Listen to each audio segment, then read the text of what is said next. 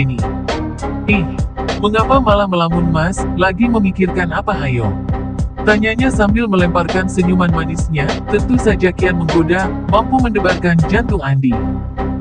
Aku lagi bingung Indah, jujur aja aku cinta sama kamu, tetapi aku juga suka dan cinta sama kedua kakakmu, aku tidak bisa memilih salah satu di antara kalian bertiga.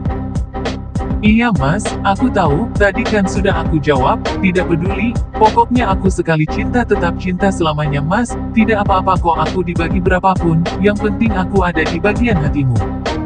Indah serentak menjawab dengan jelas dan lugas, tanpa basa-basi lagi.